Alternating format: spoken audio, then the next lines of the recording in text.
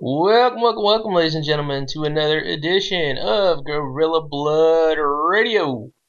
My name is Daniel Correa, hailing from the DFW Metroplex in the great state of Texas. And along with me, as always, Scott NDX out in New York City. What's up, Scott? I'm bloated. Bloated? Bloated. Did you eat too much for dinner? Yes, absolutely. All of a sudden, my brain went to Violet in the Willy Wonka movie turning into a giant blueberry. Violet! You're turning violet, Violet! Mm-hmm. And then the Oompa Loompas are rolling her around. Oh, man. So how's things been, man? How's your week been going? My week's over, finally. I finally get a day's rest. Yay! I get to enjoy my Sunday, which will probably result in me doing nothing except for maybe some laundry. And unfortunately, we lose an hour of sleep. Yeah, you lose an hour of sleep. We're going to be recording this the fucking time we'll switch over. Oh, hey. For me. So we'll be, like, traveling through time, theoretically. Or at least damn close. I think it switches at 2 o'clock. It just literally jumps to 3 on all everything. Something like I will not be in bed after the show at 1 o'clock. Yeah. I just won't be. Yeah, well, that works out okay. It'll be alright. I haven't slept through one of those in a long fucking time. Yeah, and most of the time for me, I try to remember to set my clocks before I go to bed, and I end up failing. And thank God my alarm on my cell phone works, because it changes on its own. You know what this means for me, though? Huh. The clocks in my living room and my bedroom and the clocks in my living room and bedroom. What the fuck am I talking about? Those two that on the wrong.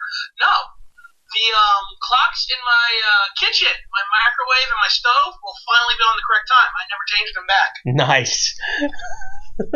I have things that I've done that before. I always have certain clocks that are fast on purpose and slow on purpose, and I know those clocks are always that way specifically. I've done the hour behind or hour ahead thing before too, because I just was too lazy to change it. Oh yeah, I just said fuck it. Yeah, I kind of know what it is. So if I walk in there, it's like, why does it say 7:30? Oh yeah, never mind. Yeah, I haven't changed it yet. Oh, okay, cool. Well, the broken clock is right twice a day. So, why not? So, cool. Well, man. So technically, that clock is never right at twice any time of day. Yeah. Because it's perpetually an hour fast. Yeah, that makes it true. So, you heard the news about what happened last night at Ring of Honor. Yes. The anniversary show out in Las Vegas. We have a new Ring of Honor World Champion, and it is the veteran Christopher Daniels, and I am Hey, Grandpa finally got his title. so happy after him being there for the first Ring of Honor show ever to finally get the title. And a lot of good feedback on the internet about it, but also a lot of haters out there. Who basically are comparing Daniels to Goldberg and be like, why do you bitch about Goldberg so much winning the title? And then when Daniels comes up and wins the title, you cheer, blah, blah, blah, blah, blah. It's like, Daniels has talent and has been wrestling consistently for the last 15 years. I know. I've watched him plenty of times. Exactly. So, yeah, you guys out there can freaking go fly a kite. It's just a bunch of bullshit. You guys don't know wrestling. If you think Goldberg winning a title at this day and age after not being on TV for upwards of, 13 years? Yeah. It's ridiculous to me that people would say stupid shit. WrestleMania fucking 20. Yeah. So, I'm happy for Daniels. It's kind of awesome. I know it's kind of a little mini win for Kazarian pushing through with him all the time too, because I think Kazarian might have done it. He went to the Bullet Club to infiltrate and help Daniels win. I think that's what the swerve was in the match. Oh yeah, Kazarian joined the Bullet Club and turned on what's his name? Adam Cole. Baby. When does he come to WWE? When should I expect him in NXT? I'm thinking that maybe that's the reason why they got the belt off of him. Can I see? Well, first of all, it's just kind of iconic that a guy who's been with the company for 15 years, on and off or not, he still spent 15. He was at the first show. Yeah. He headlined the first show, I think. I think the first show was a tournament of some sort. Go look that up. Yeah, I'll look it up right now while you're talking. And if I'm wrong, I do know that one of the first... I don't know if that's the world title tournament I'm thinking of, maybe. Whatever it was, he was on the first show, and he had... Oh, you know what? I think he headlined it against Amdrag with Ken Shamrock as the guest referee. I know that match happened at some point. Okay. I think he was also in the title picture in the first match. This is when he was still the part of the Prophecy. He was the fallen angel, Christopher Daniels. He's all gothic and shit. Okay, so the pay-per-view was called The Era of Honor Begins. It took place on February 23rd, 2002. This is according to... it wasn't a pay-per-view. It was the first show. The first show. Recorded it. Yeah, the first show. This is thanks to Fandom by Wikia. It had up-and-coming independent wrestlers such as Low-Ki, the Amdrag, Bryan Danielson, Christopher Daniels in a three-way match, as well as a match between Eddie Guerrero and Super Crazy. Oh yeah, okay, that was alright. So here, I have the first 2 or 3 shows on DVD through that Fight Network DVD system that they had years ago. Yeah. Or whatever it was, they would take random shows from random indie companies, remove a match or 2 from the show, and then put out a DVD of it. Yeah. So I know, all my DVDs don't have the Christopher Street connection on it at all. Okay, well, here's the fun part. I'm going to run down the card for you. So, the first match on the card ever, first Ring of Honor match, the Hit Squad, which is Mafia and Monster Mac, defeated the Christopher Street Connection, Buffy and Mace, with Alice in Danger. And man, that was a fun fucking tag team. If you were in the New York area ever, and you saw an indie show, you probably saw the Christopher Street Connection. And think rainbows, glitter, and a lot of man-on-man kissing. oh, jeez. Well, Christopher Street in New York was very well known for being the local gay area. Okay, that makes sense. So therefore, they were the Christopher Street Connection, the CSC. But they've always... Remember they hit on the guy I was hanging out with at the show one time because he stand up and he asked for it? Oh, gosh. It was hilarious. Well, he was bi, so it didn't bother him. And I couldn't stop laughing at the whole situation. Because it was just like, oh, God, I'm going to get flack just for knowing this guy. It's going to be perfect. That's funny. Next... It's entertaining as shit. And they were actually pretty decent wrestlers, too. Just they would never go anywhere because they just acted extremely gay. Yeah. Next match on the card was Amazing Red defeating Jay Briscoe with Mark in his corner. Yeah, Mark technically wasn't allowed to wrestle at the time, officially, because he was underage. Oh, interesting. He was still 17 at the time. Right on. New York has different rules. No, that was in Philly. I'm sorry, that was in Philly. But New York wouldn't allow him to wrestle either, unless he lied and wrestled under a mask. Okay. We got the Boogie Knights, Mike Tobin and Danny Drake defeating the Natural Born Sinners, Homicide and Boogaloo. Oh my God! I've talked about the Boogie Knights before, haven't I? I think so. Yes. Oh, come on! I've had to have talked about them. And then I know I've mentioned them to you before. I remember the name Mike Tobin for some reason. Yes, I know I mentioned the story of a few of us went to a show real early. He just came over and started bullshitting with us because we were there. Nice. Okay. And he's like, yeah, I've seen you guys around. What's up? We just started bullshitting for like 20 minutes. They're like, guys, I know you're in here and you're just chilling, but technically got to be outside with the rest of the people. Just stand in the front of the line. Okay. Yeah, we had an ultimate aerial elimination match. The competitors were Amazing Red, Brian XL, Quiet Storm, Chris Divine, Jose Maximo, and Joel Maximo. Ah, the SAD. Winner was Quiet Storm. I think... What was one of the guys again? Remind me who they were. Amazing Red, Brian XL. Don't like that guy at all. He's an asshole. Brian XL. Yes. Quiet Storm, Chris Divine, and Joel and Jose Maximo. Okay, I think it was Quiet Storm that did a moonsault and he hit the guardrail to the point where it caved in. Oh God, the guardrail was literally just chain fencing. Oh jeez. It wasn't like a real guardrail. It was like metal frames and chain link fence. Yeah.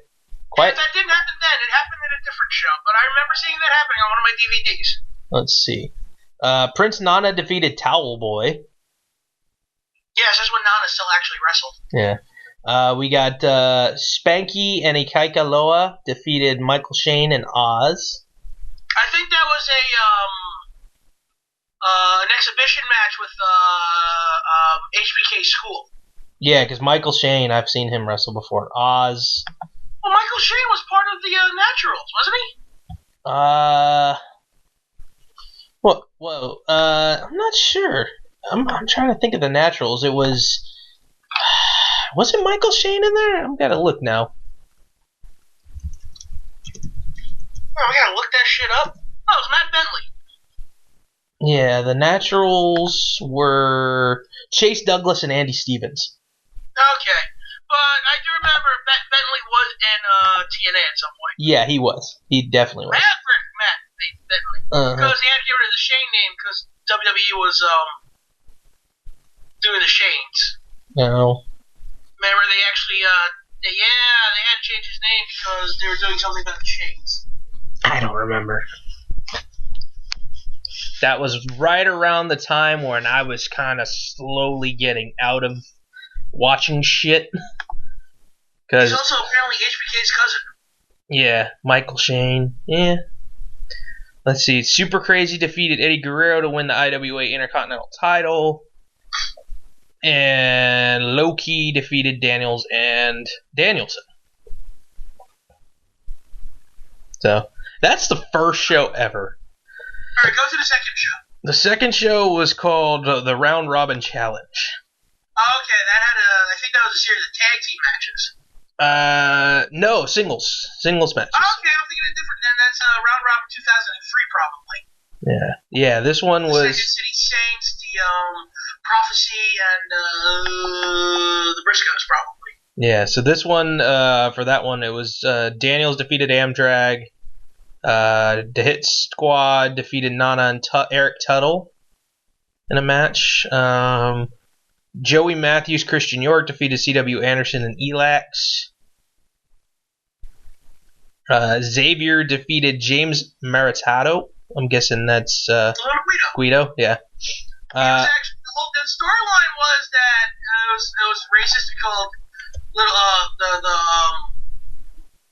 little Guido. Mm-hmm. And he was actually having an issue with Tony Mama Luke calling himself Tony Mama Luke. What? Yes. So that's why he was calling himself James Maritato, his real name. That's ridiculous. It was a fun little story idea. Alright, let's see. We also had Natural Born Sinners defeating Boogie Nights. Another second match of the tournament was Low-Key defeating Daniels. We had Paul London and Chris Marvel ending in a no contest. Take another Shawn Michaels school exhibition match. Mm-hmm. We had Spanky defeating Jay Briscoe. The SAT defeating Red and Brian XL. And oddly enough, they have competing schools here in New York. They Red and Brian XL?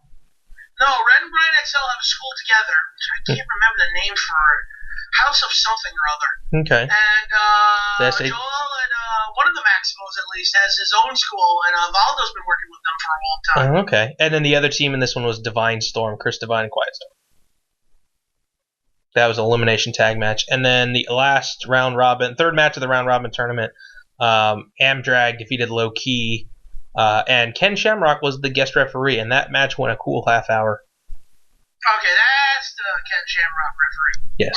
Yeah. I know Ken Shamrock's a referee somewhere.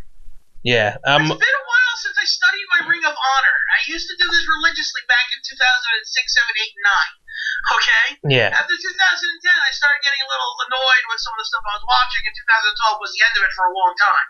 Yeah, so there you heard some of the names there from the original 2 pay-per-views, well, 2 shows that Ring of Honor did. Now here's the pay-per-view from last night for the 15th anniversary show. Okay, mind you, 15 years later. Okay, completely different. Era, but some of the names are still the same, which is kind of cool. Jay White defeated Kenny King with Caprice Coleman in his corner. So the Kenny King and Caprice Coleman and Rhett Titus are doing they're doing a gimmick as like they're kind of Revolution or something. Yeah, they're I can't think of what officially it's called. Which is the ROH sign upside down and backwards. Yeah. So it looks like they have horror written on their ass. Yeah, it's pretty funny. Yeah, so they're a faction now. We got a 6-man mayhem match to determine who's going to be the contender for the ROH TV title. Frankie Kazarian defeated Hangman Page, Chris Sabin, Punishment Martinez, Silas Young, and Cheeseburger. I know 4 of those names, and I hated at least one of them. I'm guessing Cheeseburger. Actually, Silas Young. Oh, okay. I won't lie, Cheeseburger kind of won me over that match that I saw of him in the opening of Final Battle. Okay. He was fucking, I won't lie, he was entertaining as shit. Yeah. Punishment Maybe it was the whole just Brutal Bob's Cheeseburger thing, and I just hated Brutal Bob more than Cheeseburger. Yeah. Or the fact that he's just named Cheeseburger. Yeah. Punishment Cheeseburger Martinez. by any other name would be a better wrestler. Yeah. The Punishment Martinez, you know that name? No? That was one of them? Okay. Punishment Martinez basically looks like Hispanic Baron Corbin. He's like a big 6'7" dude. And he at least to me, that's what I think of every time I see him. We got Jay Lethal defeating Bobby Fish. We have that'd be a good match. Yeah, you got that one went almost just north of 15 minutes. We got a 6-man tag team match for they have 6-man tag titles now in Ring of Honor. Did you know that? Yes, I do. I saw the debut of them. Yeah, so we got the champions, the Kingdom, which is Matt Taven, TK O'Ryan, and Vinny Marseglia. Yeah, I really became a huge fan of that group when I saw them. Yeah. And people were like, oh, they're the Kingdom Light. I'm like, yeah, well, I didn't like the Kingdom, so this is a team I can get behind. Yeah. Fucking Matt Taven was the only thing good about the Kingdom. Yeah, Not true. Adam Cole, but, Mike Bennett completely negated Adam Cole. Yeah, and they defeated Dalton Castle and the boys. Oh, the boys wrestle. Yeah, they've been getting in there. Congratulations to the boys. Yeah, they've been getting in there once in a while now. I get once in a while. I remember on Saturday mornings. Well, Saturdays at noon out here. Ring of Honor's out on a local channel, so I get to watch it once in a while if I remember. The ROH television title was defended by Marty Scurll. The villain. Yeah, he defeated Leo Rush. Leo Rush is coming into his own too. He's a pretty good little young guy. I remember when I saw they were in the finals for the Leo Rush, Jay White, and God, I don't remember who else. Oh yeah, they're a tag team now too. Yeah, they're like a 6-man tag. Leo Rush, Jay White, and someone else. They were challenging for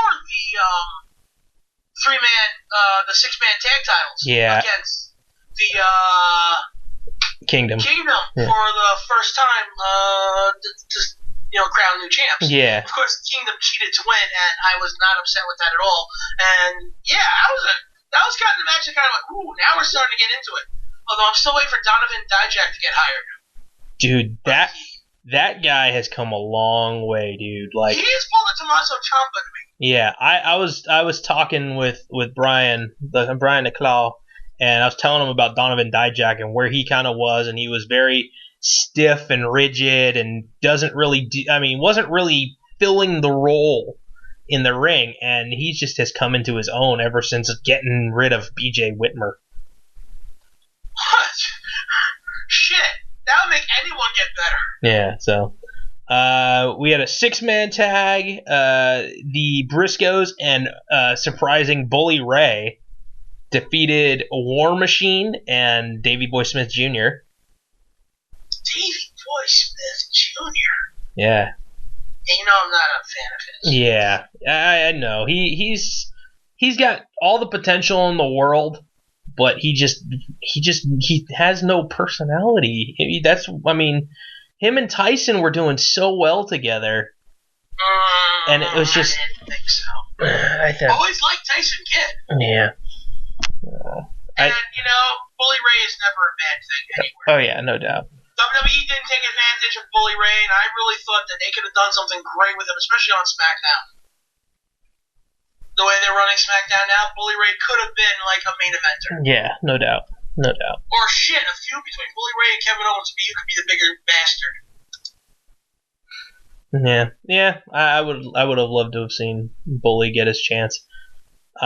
We had a Las Vegas street fight for the ROH World Tag Team Champions, and the titles were successfully defended by the Broken Brilliance of Matt and Jeff Hardy against the Young Bucks and Roppongi Vice.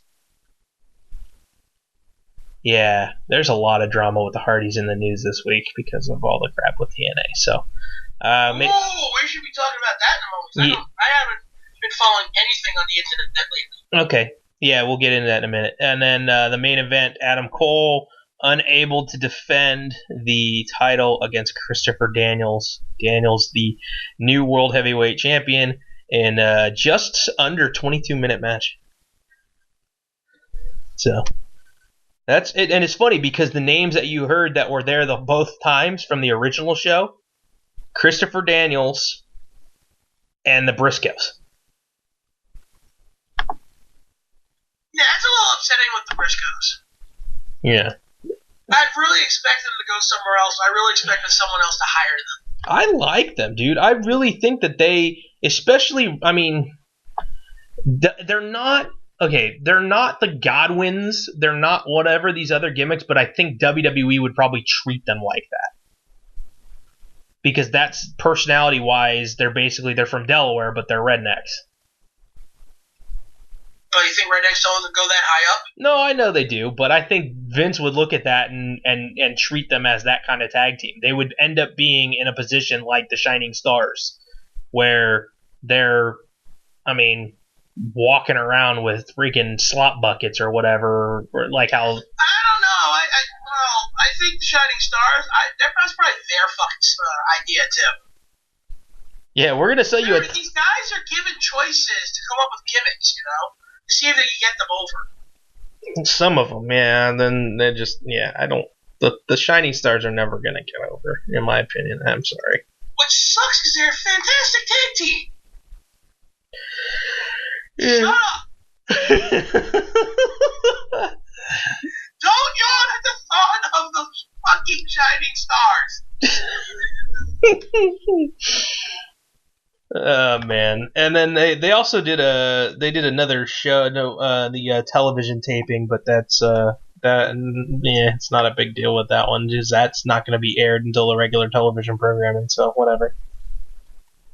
But yeah, man, Ring of Honor, 15 years old. Congratulations to them for making that. There was an article I seen somebody posted up. Ring of Honor, 15 years, and it's proud to still not be WWE.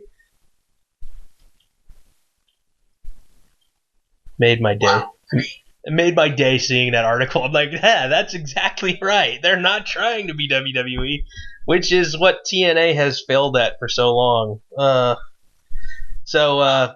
Yeah, let's be WWE-like, because that's always, Yeah, so here's the deal. What happened? The first episode of the new TNA regime aired this past week. It was really good. Don't get me wrong. Most people probably are going to say it absolutely sucked. And I thought it was pretty damn good. But again, I'm kind of a TNA mark, so watch it for yourself. That's perfectly fine with me. If you want to watch it, make your own conclusion. Don't just listen to me. So this is the first episode? The first episode of the new regime. And legitimately, it switches over from whatever the stupid soap opera pop shows right before it. And all of a sudden, you just see the crowd huddling around two guys who are fighting in the crowd. And it's Davey and Eddie. They're just brawling throughout the crowd. Oh, yeah, we talked about that part. I read I can't after knowing what the main event is. Yeah, well, we'll get to it. I'm not gonna run down everything because I don't remember quite everything, but You don't need to remember everything. Just know that the main event was utter bullshit, and what's going to follow after this, it read as utter bullshit. Yeah. So Davey and Eddie were fighting. Cody Rhodes is walking around with the Global Force title, trying to call out Moose, who's in Japan. And there's an extra headset and a chair next to Pope and Josh Matthews. And Josh is like, what the hell? Someone not do their job and put all the crap away? What's going on? And then all of a sudden, JB gets an entrance. And he's like, wait, what the hell is this guy getting an entrance for? Why the hell does he have a video wall? Like, what the... Josh Matthews was on, like, at the very beginning of the show. So Josh Matthews is still announcing, too. For right now, yes. That's still too much. I will not be watching. Well, TNA, sorry, will not be watching it this time. No, here's the deal. The opening, the 5 minutes, because JB comes out, and he goes to sit down, and he shakes Pope's hand, and Josh Matthews is basically, like, ignoring him, like he's getting all pissy. And JB grabs a microphone and legitimately cuts one of the greatest promos on Josh Matthews. Dude, it was awesome. Like, he's legitimately talking about the history of TNA and how he was basically here to be the protege, the person to take over for Mike Tenay when Mike Tenay retired. But it gets to a point where other management came in, and it was one of those things where they saw a possible person who could come over and take over the desk when he left WWE. When WWE fired him because he fit the mold of what it looked like to be an announcer. Basically a Ken doll with no balls. I was like, fuck, JB, you are on fire. So, still no Joey Styles. But Josh Matthews and him were going back and forth for like the first 2-3 minutes after that little monologue. Unfortunately, anything argument-wise after that did kind of take away from the matches, because like in the middle, the first match was the Reno Scum debuting against the DCC, and as JB's trying to tell everybody who this is about, Josh Matthews is basically chiming in and acting like an asshole. And it happened with another match later on between the women, Sienna facing off against the debuting Rachel Ellering. So that was, it kind of got to be a little distracting sometimes. But the rumor has it Josh is going to be removed here soon enough from the desk, which is all the better for me personally. But they had a great little back and forth at the beginning of the show that I really enjoyed before they got into the matches. You mentioned the trouble with the main event. Basically, Bobby Lashley gets introduced by Bruce Pritchard, who's now one of the main guys there helping him do the booking and stuff. And Bobby Lashley basically is interrupted by EC3 and by a now debuting Alberto El Patron. Alberto gets a title match later tonight. EC3's pissed. And you don't deserve shit. Yeah, exactly. And the match itself actually wasn't terrible. I'm not going to knock it. The way the match ended was in controversy because two referees both got knocked out. And then when everything finally came to, Del Rio, El Patron, whatever, wound up getting the victory and won the belt. So I think it's more like a tragedy. Yeah, so that's why it's like, and that's the thing. I mean, and don't get me wrong, I was having a similar conversation with Brian because Brian hates Alberto. He absolutely hates him with a passion. Like, I don't hate Alberto. It's just like, that's not the guy you should be building a company around. No, right I know. I think it was something to try to get a spike in ratings. I really do. I don't think he's going to be there for very long, especially considering right now I don't know if he's officially going back to Lucha Underground or not. Well, that makes it even worse. Well, why would Lucha want it back after the way they burned it? After the way he burned them? Yeah, I don't know. But if that's the case, they have to get what they can from him now before he signs a contract again. It can't be on TV. So there's that. But no, I was having a conversation with Brian, basically saying why. Okay, it's one of those things saying like I'm not gonna watch Monday Night Raw because Eva Marie's on it. You're not gonna watch a regular wrestling show because of the fact that like one person is wrestling on it. So for the 10 minutes they may be on TV, you're gonna sacrifice watching the other 2 hours. Really? So I've been trying to convince it. Well, when it came to Ken Anderson, yes, but also the rest of TNA pisses me off most of the time. So. Well, it's looking like. Well, what if that one person's Josh fucking Matthews? Yeah, that's the hard part. That's the hard. Okay, and he's kind of there for 2 fucking hours. Yeah, that's why I'm like looking forward to him being off the desk. That's the main thing. I'm really hoping that he gets off the desk soon enough. So we shall see how that goes. We also got a chance to see Dirty Dutch. He actually came out and he was on the stage in his little scooter. He was there with his scooter, and it was funny because of course he comes out and he goes, "Ladies and gentlemen, my name is Zet." No, I can't say that. Gonna get sued. So, but he went into a whole little monologue about how in the past he had helped TNA and he had never appeared on TV for the company before, but now he's a consultant and kind of went on a little spiel about how a lot of big name people have come through here in the past, and we're going to try to bring it back and make TNA great. And he mentioned AJ and Bobby Roode and Samoa Joe. And that's the one thing that a lot of people say is TNA's downfall, is aside from wrestling itself, but they mention WWE too much. And I can see that. But when you have guys that are on WWE's programming that are now studs, that literally were the bread and butter of your company for so many years, why not tout them a little bit? So that it's for them to be promoting them again. Yeah, people can go to switch the channel and go watch WWE again, but think about the possibilities of who are we watching now that might be in WWE in 5 years? Well, ROH has done plenty of that, especially after a guy got big. They used to put out DVDs for that shit. Yeah, no, and TNA did that too. When AJ Styles got moved up, they immediately put that out. Like they've even, I think didn't I want to say Ring of Honor did the Punk DVDs and stuff after Punk went up. Yeah. They did a lot of collections of the best of, certain guys, Yeah, why not capitalize? You could probably just do like a series of hour-long Amtrak matches if you wanted to. Yeah, exactly. So I mean, it's one of those things where there are things going right, there's things going wrong, and it's a transition period. TNA has survived for so damn long. It's been since 2000? Was it 2002, 2003? They've been around for just ever so slightly longer than Ring of Honor.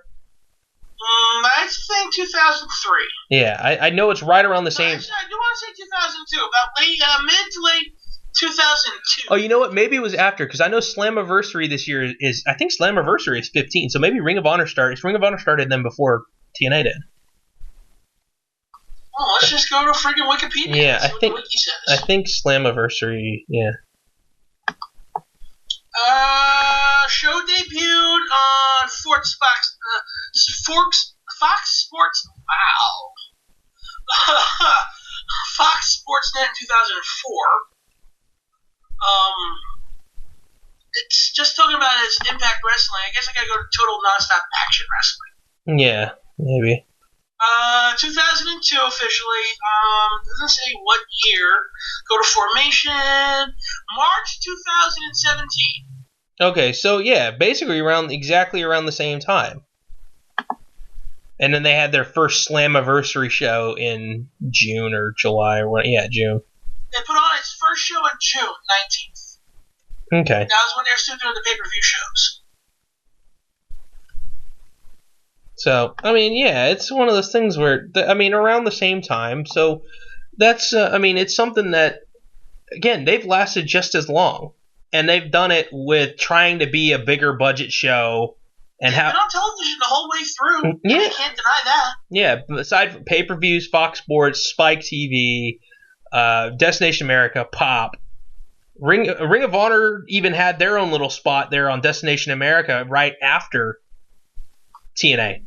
So, I mean, you can't knock them. That was actually some good times. Yeah, that was really cool. I mean, and now they got their Spike UK deal back, so they're going to be broadcasting on Spike there. I'm sure Spike TV itself will pick them up again. I'm hoping. I'm really hoping. But I mean, we've seen a lot from TNA. We've seen the good, the bad, and the ugly. Run the gamut of things. We've seen AJ Styles basically be blackmailed by some random chick. Remember that crap? The Claire Lynch crap. What crap? Claire Lynch. Yeah, that garbage. So we've had that. We've had the many different instances of the character Suicide, who was created out of the video game. Didn't he wrestle against Suicide recently? Or is he going to again? Yeah, supposedly at one of the tapings, Caleb Connolly is under the hood. So I just want to be like, aren't you on 205 Live? Yeah, exactly. Freaking. I still want to call him Puma, TJ Perkins. But yeah, and plus, I mean, like the voice was voiced by Loki. Let's see, and he was also played by Christopher Daniels at one point. I think Kazarian played him at one point. So we've seen all that kind of stuff. We've seen, I mean, the many faces of and rivalries of Abyss over the years with James Mitchell and his slew of guys. I mean, which I can't believe one of them is now friggin' Mil Muertes. Yeah, that's the craziest part about that. Yeah, for anyone who remembers that awful feud between Judas Mesias and Abyss, one of those guys became Mil Muertes, and is one of the best things in wrestling going on right now for a big man. Yeah, if you can believe that. It's like now you sit there and go, shit, where's Mil Muertes 10 years ago? Why didn't he wrestle the fucking Undertaker? Yeah. I have lower standards, so I actually like the feuds with Abyss and Mesias and Black Reign and. Well, we've talked about it on the show multiple times how you have no taste. Yeah, that is true. Look, I don't think Judas Mesias was horrible. I thought it was just a poorly written storyline. Yeah. And I'm still bitter that my New Jack on a pole match between the two of them never happened. Oh, and don't forget Relic. It's Killer spelled backwards. Which is Relic spelled backwards. Which is Killer spelled backwards. Which is Relic spelled backwards. Oh, hey, look, he's wearing a red mask. That's funny. Which is Sam Durr spelled backwards.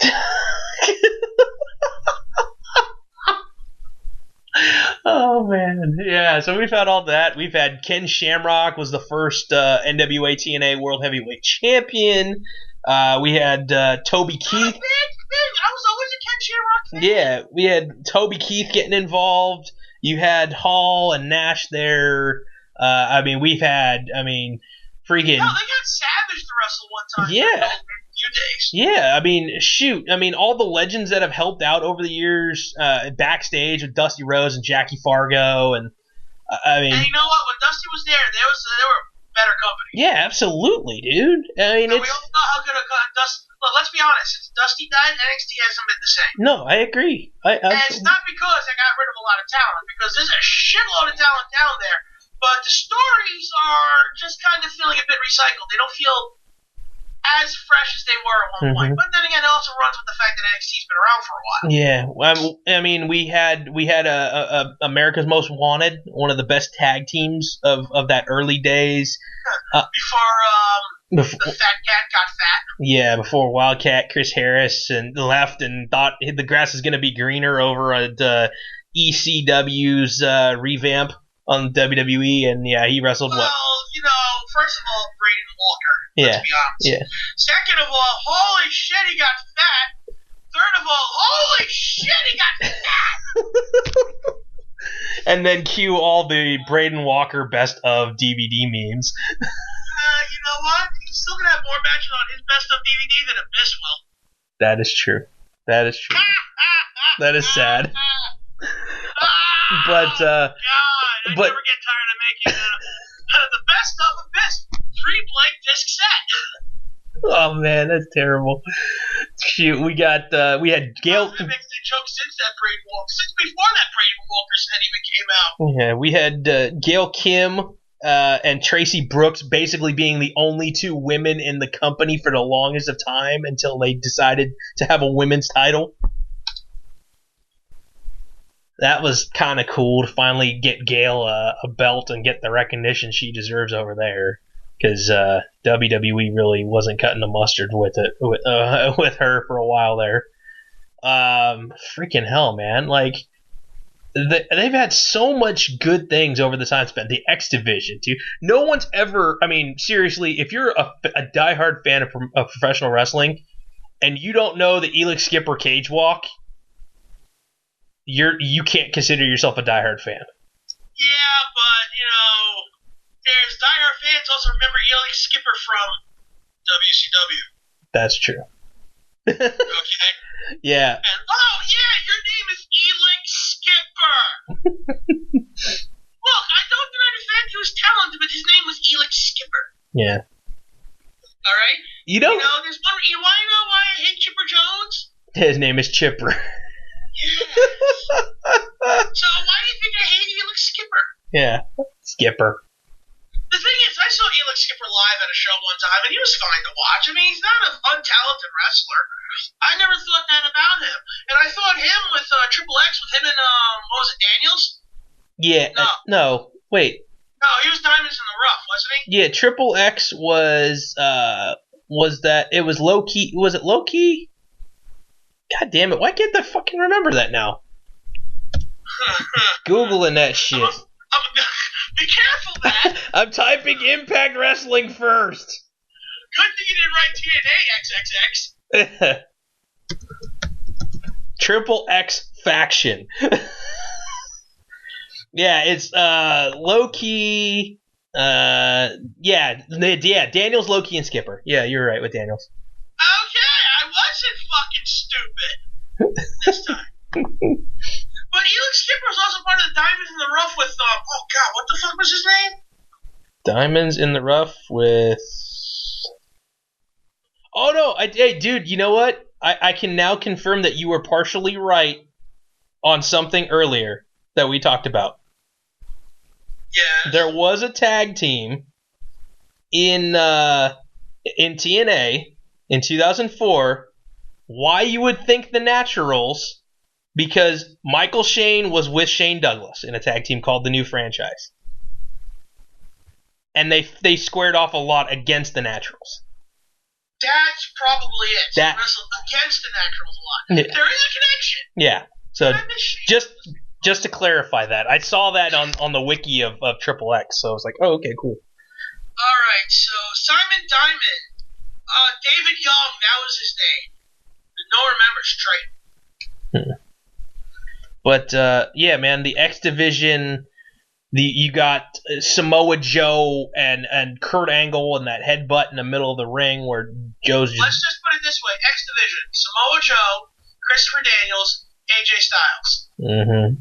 Hell, freaking throw! I mean, you got all those guys, dude. Jerry fucking Lynn, dude. Before Jerry Lynn slowed down. Yeah, and then and became 40. And Kid Cash before he became Old Man Cash. Old Cash. Yeah. Used Cash. Yeah. That plus, Cash got a lot of cocaine on it, Cash. And again, I mean, you've had all the guys over the years in the X Division that really, unfortunately for them, they just never really caught a break to get a title, like a Sanjay Dutt. Kazarian. Yeah. Let's be honest. Kazarian should have been one. Look, Kazarian was not a very good singles wrestler. He was not a very good personality. That's his. He was not a good singles wrestler either. Okay. Yeah, Daniels brought the best out of him. Yes, he did. Once they started working together and showing the fact, oh, hey, we're best friends and we're actually acting like it, and makes sense that this is probably how Kazarian acts in real life. Instead of acting like the guy he was supposed to act as Kazarian, Francois. Yeah. As Daniels likes to call him sometimes. Yeah. When they were Bad Influence, they were pretty much what tag team wrestling should be. Two guys that were extremely charismatic together because they were family. Yeah, I mean, we. Alright, look, Legion of Doom worked so well because two roughnecks were working together. Mm-hmm. We've seen the evolution of the wrestlers formerly part of the stable Team Canada. I mean, we've seen that. We've seen the evolution up until he got to Ring of Honor of Jay Lethal, who, oh my god, the same guy in ROH, except as a good guy or a bad guy. Okay. My disappointment is he should have moved on. It seemed like Dolph Ziggler should have moved on. Black Machismo character was fun. And then all of a sudden, then he started walking around with a suit and sunglasses, acting like Ric Flair, and the infamous woo-off. Oh my god, dude! One of the funniest moments. Let's be honest, he was also the guy that beat Kurt Angle single-handedly in that tag team night. Kurt kept the world title. Yeah, lost the X Division title to Jay Lethal. Mm-hmm. So you had that. I mean, I'm going through just different stables and stuff here. Honestly, you don't even have to. Let's talk about Jay Lethal for a second and the missed opportunity TNA had by having one of the greatest in-ring, charismatic wrestlers in the business today. Mm-hmm. And instead of doing what they should have done and let him develop his heel persona like he has in ROH,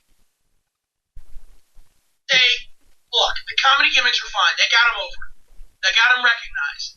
That's when they should have been like, this guy can make us a shitload of money. And here's the thing. How about we make him a world fucking champion? And you know what? TNA got it wrong with him, and a few months later, they got it right with Eric Young.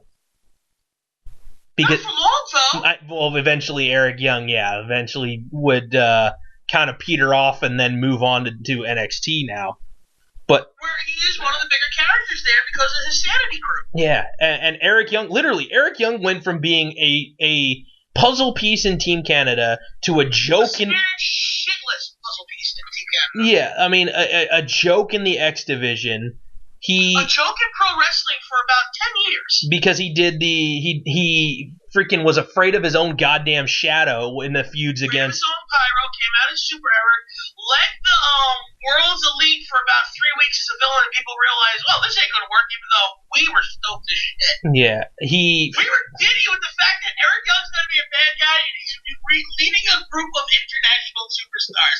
Yes, and then it's been canceled. Yeah, and then he fell off the top rope and messed up his head and thought he was a little bit special, and started locking up with referees and dropping trow in the middle of the ring. Oh, and then he continued to do that after he married ODB and started wrestling intergender matches. And they won the women's tag team titles, with the short-lived women's tag team titles. Oh god. So yeah, they won the women's tag titles together. And then he finally became batshit insane and started attacking a handicapped man for his leg. Exactly, yeah. He's like, I want a trophy. I want your leg. And that was the best Eric Young ever. That's why when Sanity came along, and then I was like, wait, what? Well, they recently brought in Eric Young. Could it be? And then batshit insane Eric Young thinks he's part of the wasteland. And he's going to take out everyone in his way. Yeah, it was awesome. Okay. I'm down. Yeah, it was awesome, dude. It was so good. Yeah, man. He could have made a huge shitload of money off of him. Yeah. Hell, him and Bobby Roode feuding together should have been making them a shitload of money. Oh, no doubt. And even to a point where, if pushed the right way again, which doesn't look like they're doing that now because the DCC is kind of falling apart, James Storm could be another top guy again. Because they keep fucking around with James Storm. Yeah. It's like, I'm part of the prophecy now. Whatever fuck stupid gimmick that was. Yeah, it's I'm part of the DCC. You know, we're angry that we never got respected. First of all, one of your fucking members never got hired. He's a fat schlup with one fucking wrestling move and ain't even that good. But you gotta give him credit. He's supposedly knocking boots with Jade. There's no supposedly about it. Lucky bastard. Yeah, I have to hear it from Valdo all the time. I'm like, dude, you could have had that. Oh, man. You could have been in his position instead. You're a fat, hairy dude who wrestles. You could have been there. Oh, man, that's funny. I say that jokingly to Valdo, but, you know, still, he could have had that. Yeah. Like, him and her were getting close. Yeah, dude. I mean, it's insane, dude. Like, some of the names, I'm like going through some of the names on here of just old wrestlers who have come through different times. I mean, you've had somebody who, honestly, I don't think he personally has ever lived up to his potential, being the last name of Briscoe. But Wes Briscoe, during the Aces and Eights thing, I thought that he had a good chance of going far.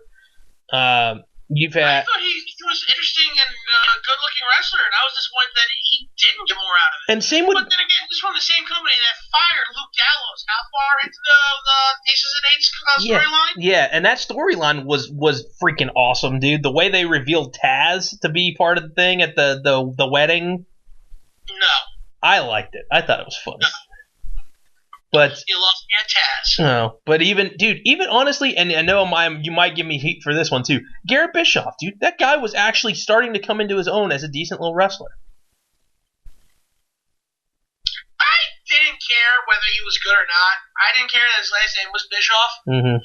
He didn't make enough of an impact to me, but I liked Wes Briscoe. Mm-hmm. And you know me, I'm a fucking Doc Gallows mark. Mm-hmm. And your boy that you used to cheer for constantly. With a little bit more for the ounce. I mean, a pounds to the ounce. Monty Brown. Yeah, so you got him. I mean, we've had Sabu has been there. You've had... Monty Brown was a wasted opportunity for TNA because instead of giving him the title when they should have, they gave it to Christian Cage, who just came into the company. Yeah. I get wanting to put like a big name star at the top, but Monty Brown was, really setting a standard that TNA didn't really have before that. Yeah. Yeah, I mean, shoot, even to a point, man, like going through the years, man, seeing some of these names again. The British Invasion. You have Magnus Williams and Rob Terry. God, I miss Doug Williams. Dude, yeah, he was good. And Magnus, when he first... I don't need to miss Magnus in a few weeks. Yeah, I heard he's coming back. We also had the now recently signed to do announcing at NXT, Nigel McGuinness as Desmond Wolfe. Yeah, unfortunately his career was just ended early. Yeah, because of his... Which is just a damn shame, because I've seen some amazing matches with Nigel in the ROH. I've been at some of his best work. Mm-hmm. And if he didn't get injured the way he did...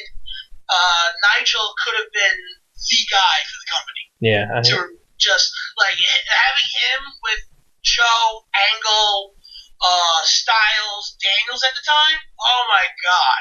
Yeah, I mean, you've had, I'm just it's just funny going through this list, dude. Daivari has been there, dude. We got the better Daivari in WWE right now. Yeah, maybe. Dude, Gunner. You remember freaking Gunner? Unfortunately, I was never a fan of his. Oh, I see. I thought he was good. I thought he was just too generic. Speaking of a guy with no character. Yeah. But he had Kazarian issues. Fine in the ring.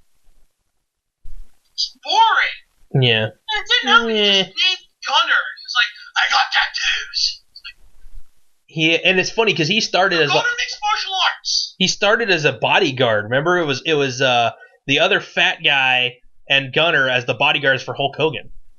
Yeah, well, so did Test. Yeah. Man, I'm going through this stuff. Johnny Swinger, Lady Tapa. Dude, she's got potential too, but has been. Where's she been the last 2 years? Last I know, she was wrestling Global Force, so we might see her again.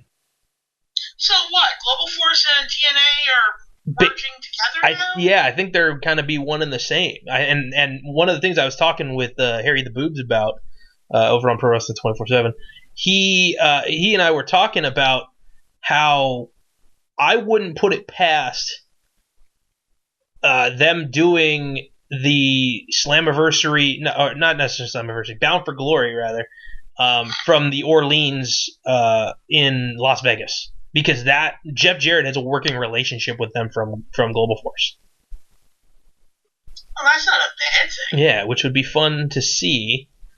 I I mean, but just going through some of these names, dude, it's just so funny to see. I mean, we've had Amazing Red, we've had. I've seen some amazing matches from Amazing Red. Flair and Foley have both been there.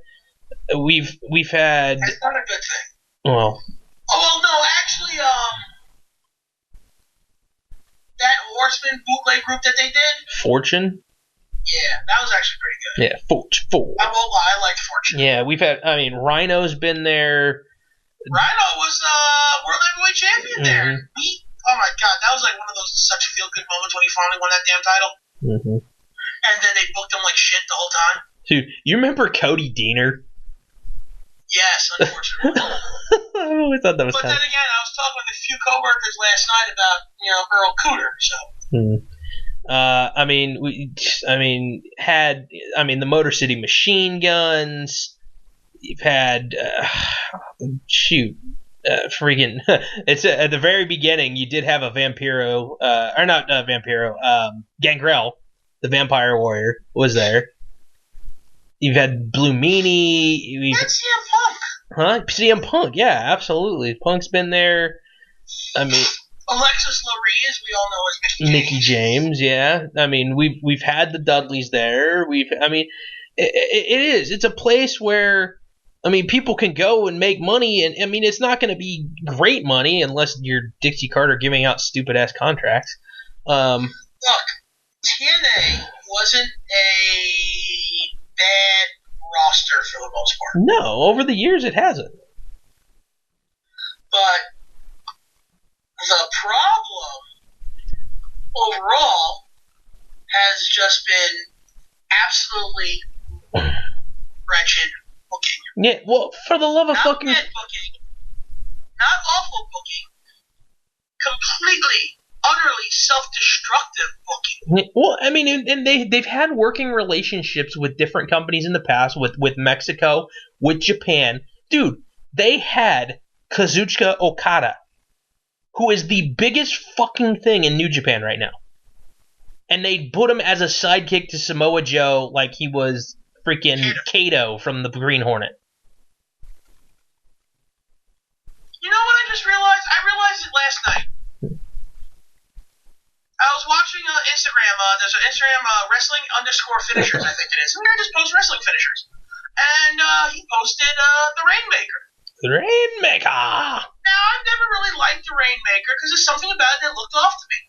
And after seeing someone who does it better, in my opinion, Trent Seven. Nice, yeah. With the 7-star lariat, it dawned on me. Okada steps in too early. I have to go back and look at that. So instead of pulling the guy forward, then step, he kind of pulls and steps at the same time. So it feels like he's clotheslining the guy too far away from him. Interesting. Where, it just feels, it's a short-arm clothesline. It's really hard to get wrong. Yeah, I'm gonna have to go back and look at that. Well, from the one that I saw on Instagram that one time, that's exactly what bothered me about it. Because I watched, like I said, Trent Seven's 7-star lariat, which is fantastic. It's the same fucking move. It's a spin-out short-arm clothesline. Yeah. Well, why did he hit it that much better? I think the timing was just better on it. Dude, I just saw another name that is gonna bring back some fond memories there. Miss Jackie. She's past her prime when it comes to pro wrestling. I know, but still, when she was there, dude. I mean, again, they keep putting her with Storm a lot of times too. You had again the original version of R-Truth, Raw and the Truth Killings, but after he was K-Quick in WWE, and they basically axed him. I like how they acted like he was in jail all those years using TNA instead. Yeah, that's funny. Oh man. Val Venus was there. Matt Morgan, the Masterpiece was there for a short time. She's back now. Yeah. Let's see. We've got. Same thing with the prick you just mentioned. Yeah. Again. Dude.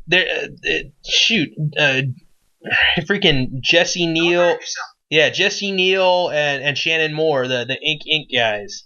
Oh, God. Tony Nese was there for a while. Tyson Dukes. I thought Tony Nese could have done something good, but they wasted his talent, and now he's on fucking WWE on a regular basis. Yeah. And I remember when I first saw Tony Nese about 7 or 8 years ago at a local New York show. Yeah. Hotshot Johnny Devine, Marty Bell. Johnny. Yeah. Lex Luger was there for a little bit. Oh, God, him and Nick. Yeah, I know. Just Incredible. Let's see. Shoot. Harley Race was there off and on doing stuff for them. God, I'm just going through the list here. Balls Mahoney. Both Steiners at different times. Christian Cage we mentioned before. Freaking A, Savio Vega was there. I forgot about that. Johnny Rods. Wrestler, Savio Vega. Yeah, very much so. Let's see. Sonata. Dude, that guy was underrated. I'm so mad that they let him go, Sonata, for the X Division. He was good, man. Again, well, they gave up on the X Division for some godforsaken reason. Yeah, it seems like they go in fits and spurts. Jimmy Jacobs was there for a while. Too Cold Scorpio was there for a while. And now he's fucking WWE. Yeah. I mean, we've said Samoa Joe. God, man, I'm going through this list here. Sonny Siaki, shortly after the WCW stuff. We said Elix Skipper. Norman Smiley has been involved over there. Tracy Smothers had a year, a couple, well, probably more, a few months with them. Austin Aries was there, who's now a stud.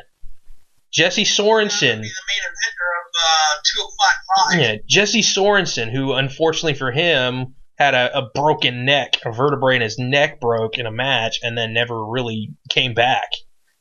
He wrestled a few matches in NXT though. Yeah, he's definitely had his chances. He basically looks like a babyface version of Randy Orton. He really does look like a baby. No, not even a babyface, just a baby Randy Orton. Yeah. We've had freaking the VKM. You remember the Voodoo Kin Mafia with Road Dogg and well, it was BG and Kip James. Christian York, Tony Mamaluke, Chris Hero had a short run. Daphne, Stevie Richards. Dude, there's been so many names. Awesome Kong. Dude, I miss Awesome Kong. Yeah, I still wish Karma was available for us. Yeah, again, the women's division picked up Velvet Sky. Hamada. You had, all the random names there in that middle thing where you've had just random people. Taryn Terrell, who just has done. She came into her own after leaving WWE. Same with Brooke Tessmacher. It's just funny. Tomko was there. Roddy Piper had a couple of things there. Robbie E, dude. I still can't believe I'm such a huge fan of him and Jesse Godden. Yeah, the bromance. Dude. I wanted to hate them so much, but they made me love them. Yeah, DJC is their fucking pimp guy. Yeah, it's so funny. Freaking one of the guys who's now officially part of the longest running tag team champions in the history of WWE, Consequences Creed. Seriously. It's just funny to think that these guys were all there at one point in time. I'm just glad that whole embargo of not hiring anyone that's been in TNA is finally off the fucking charts. Exactly, dude. C.W. Anderson, that's a name that, not many people know. New Jack was there for a little bit. Jimmy freaking Yang. Jimmy Yang was on the first fucking Impact show, first Impact pay-per-view. He was part of the Flying Elvises. Yeah. Shoot, man. Jushin Thunder Liger's wrestled there. Tiger Mask has wrestled there. No, say it right. Jushin Thunder Liger. Thank you. Okay. And Vader has wrestled there, dude. Come on.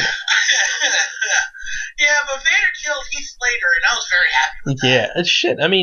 It's just funny. Like, there's just been so many people that have been a part of TNA over the years, and it's just it's. Well, like I said, you can't deny that TNA has had talent, a lot of talent.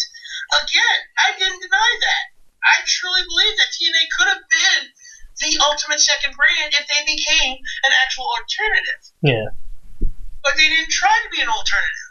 They tried to be WWE Light, and the booking killed them. Yeah, and I mean, and it doesn't help that over the time span, too, they've had the negative stigma of having Vince Russo, or having the negative stigma of Hulk Hogan coming in the book. Or, yeah, those are definitely some reasons why I stopped watching. Yeah, Dixie Carter got a negative stigma when it came down to all the shit here at the end with Billy Corgan even. So I mean, they've had a lot of issues with their booking teams over the time span. Ed Ferrara was there too for a while. Yeah, that was one of the times I kind of stopped watching. It's like, well, if they're gonna hire this fucking guy after the shit that he pulled in WCW, I'm out. Yeah. I'm out. I mean, we've seen quite a few people. Like, Sarah Del Rey was there, man. Like, it's amazing. Cheerleader Melissa was that Raisha Saeed gimmick with Kong. That was a great fucking character. Conan. I mean, the whole LAX faction, dude, was awesome. And now they're coming back. I don't know how I feel about that. I'm hopefully it's gonna be okay.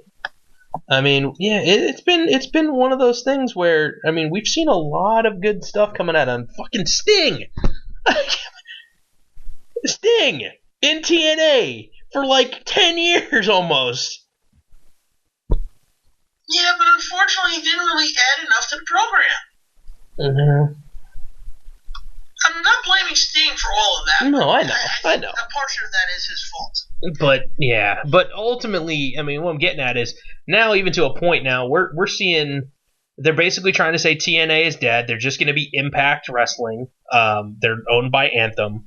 Anthem Wrestling or Anthem. I can't remember what exactly the wording is. It's like Anthem Entertainment, whatever Wrestling Productions or something. I don't know. But the main thing that's been happening is all of a sudden now, it's like to a point where you've ever had that happen where you are doing one thing for the longest of time, and in your eyes it's kind of cool because you guys get a little bit of freedom at your job or whatever, and all of a sudden the boss that's really cool gets fired and somebody else comes in and tries to shake up everything to make everything more streamlined. You've experienced stuff like that, or know of somebody who's experienced stuff like that? Because that seriously sounds like what's happening right now with Jarrett coming back. He was going through everybody's contracts and basically saying, hey, if we can save money, because I guess Dixie Carter was like signing people to big money contracts, and again, they're not working for that money. They do 2 tapings a month. If they're lucky. Sometimes, I mean, it's one, and they just cram as much as they can into it. But, like, Mike Bennett and Maria Kanellis, they just got the axe because their contract was way too much. Jarrett's like, you know what, screw that. For what we paid Mike Bennett and Maria, we can get 4 guys and make them stars. Seriously, they don't deserve it. Yeah, I mean, same like with the Hardys. The Hardys, they couldn't negotiate on something, and now that's the big news is freaking Rebby Sky, Matt Hardy's wife, is going off on social media and just basically making herself and the Hardys look really petty. And to me, it's annoying because if you have a problem with somebody, I just, you don't put it on social media like that. I've always been one of those people. You don't. Well, what has the dumbass done now? Well, she's talking about, I guess, supposedly now they got let go or never officially re-signed. They're basically trying to take now the titles are no longer in the Hardys' possession. They're basically wrote them off television. Now it sounds like something happened. I think Decay might have the belts or something again. But she's complaining. I guess there's some other stuff going around, and it's like she's like, well, we did a lot of stuff for this company and blah blah blah, and the backlash against me and my family. And I don't know if you knew that her dad was that Senior Benjamin character. that was always there with them as like their gardener. Oh, so the only thing that was entertaining about all that was her dad. It got to a point where like she's bitching about how like even now it sounds like there's a rumor going around that TNA is trying to cause cease and desist with the Hardys because apparently TNA is the ones that own the right to the broken characters. And so by them going elsewhere now that they're no longer under no longer officially under TNA contract, TNA still owns the rights to those characters. So if they want to go out there and be Broken Matt and Brother Nero, they can't. It's kind of like how WWE, I mean, if just because Scott Hall and Kevin Nash went to WCW didn't mean they couldn't use Razor, Ramon, and Diesel. They just put 2 new guys in there. So it's almost like TNA is seeing, hey, if you're not going to make money for us, you're not going to make money elsewhere, period. And I'm fine with that. Yeah, they have every right to do that. Exactly. And it's one of those things where I don't understand what Rebby's doing because I'm looking at it going, for the love of God, like, you literally went from having Dixie Carter basically telling you, go ahead, do whatever the fuck you want, and now you're not going to be able to do what the fuck you want, so you're having a hissy fit. You had your dad in there because you wanted him to be in there. They didn't pay him because they didn't care. They said, you go ahead and do the booking. And TNA also let you bring your child to work day every single taping, and Rockstar Spud put over your infant child in a match. I still don't like that in general. Yeah, I don't get it. It doesn't make sense to me. So I mean, it's been a crazy ride for the last week watching what's going on in social media, and in general, it's insane. I don't understand. She's almost hurting their brand by bitching so much.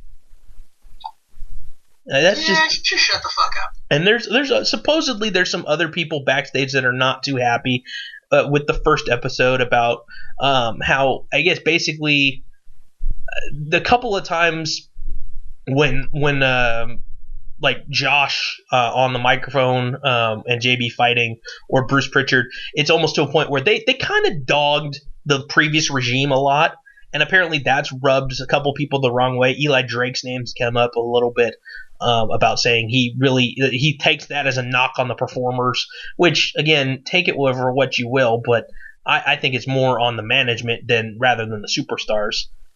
The performers themselves, they do what they're told, and it's just a knock on the booking and things like that, personally. But which we've been knocking for a while. Yeah, exactly. And so, I mean, in all honesty, this week we got to see some new performers, which is great. I'm hoping to see more in the future. We finally, after they got signed so long ago, Caleb Connolly finally got on TV. Officially, he was in it was like an X Division showcase match. It was Braxton Sutter, Caleb Connolly, DJ Z, and Marshe Rocket. Marshe Rocket's only been on like maybe 4 episodes total. He's like a 6'2" dude. He's a bigger dude for the X Division, but he can fly. And no size limits. Exactly, that's the best part about it. So, but he can go, and Braxton Sutter is slowly becoming a star in his own right. So, of course, they're going to start pushing him to the moon. So I hope for their future, man. I really do. I really want them to succeed. And I've been one of those guys where, I've been on the bandwagon as long as I can remember watching every single episode from the time they hit Spike, which I can't say I've been there from the beginning because I wasn't. I saw maybe a couple episodes on Fox when they were on Fox Sports. But once they hit Spike, it was like, okay, full bore. I'm in. I want them to be the competitor. I want them to be at least a strong number 2, if not try to fucking push WWE. So, we shall see what happens here in the coming weeks. It's going to be fun to see. It definitely will be. And hopefully Jarrett runs a tight ship, because I don't want to see it get out of hand again, like what happened with WCW or what happened with the Hardys and stuff. I'm not going to knock the Hardys angles because I enjoyed it. I thought it was fun. But when it encompasses a match at the end of the show that takes about 20 minutes plus 4 or 5 different video packages, That's a lot of Hardys.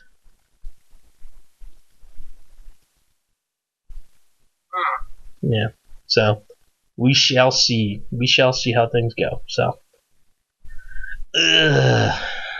So before we went on air, just to let everybody know, I was telling Scott I tortured myself today. I went into a comic book store and didn't buy anything because I have no money.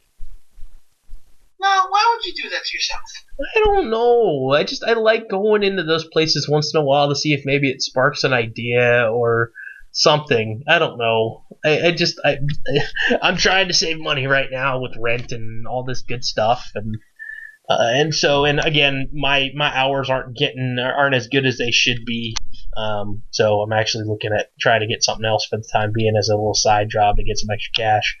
I heard there's talks about here in New York they're coming up with ideas for saving money. Mm-hmm. And one of the most idiotic ideas I heard was let's get rid of substitute teachers. What? We'll save about $30 million a year, but all our kids will be stupid. Dude, that doesn't make any sense, dude.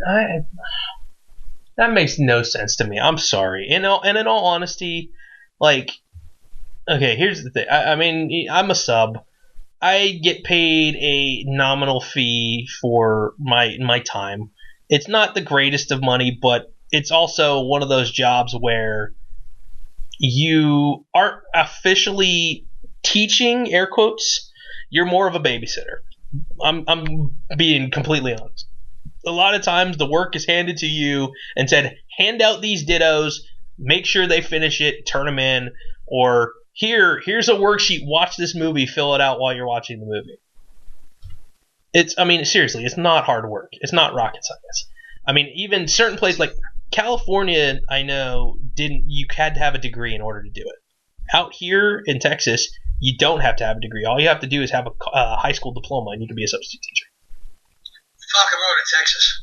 So, and you get paid a little less, but the more certificates you have. So if you have high school diploma, it's one's price. If you have a college diploma, it's a few bucks more. It's like maybe $10 more. If you have a teaching certificate, but you're not officially in a classroom yet, you get a certain amount. So I mean, it's one of those things. Or you're a retired teacher, and you want to come back and make some more money, you get paid at the higher pay rate.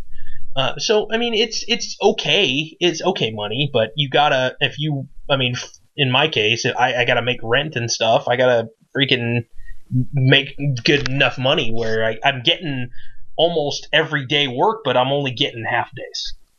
So I mean, so I'm looking at trying to do some Uber type jobs, type stuff like that. So if I do get a half day, I still got time during the middle of the day where I can go they have those you get delivery all the time. That Chinese food place delivers to your house and stuff, yeah? Well, it does, but I left work and I went across the street to get the sushi today. Oh, okay. But yeah. I got plenty of delivery where I need to. Yeah, but I mean, so they have the Uber things out here where it's called Uber Eats, so they have that. So I here too. Yeah, so I signed up for that, so I'm going to try to be, hopefully once I get everything through, I'll be doing deliveries for that, which is better for me because I like talking to the people I like and very little interaction with anybody else outside of teaching. So to actually do an actual Uber where people have to get into my car, no thank you, I'm good. I can go pick up food and go drop it off somewhere and I'll be good, and I can still make decent money doing that. Cool. But even dude, it's funny. There's even Jimmy John's and Panera and all these normal sandwich shops or fast casual restaurants. They have delivery drivers now out here, and I'm like, this is weird. I didn't know they had delivery. And you can actually make more money doing that compared to what I make teaching, subbing. And so I'm like, shit, okay. I may have to do that for a little while. So, we shall see. Hopefully I get a call back.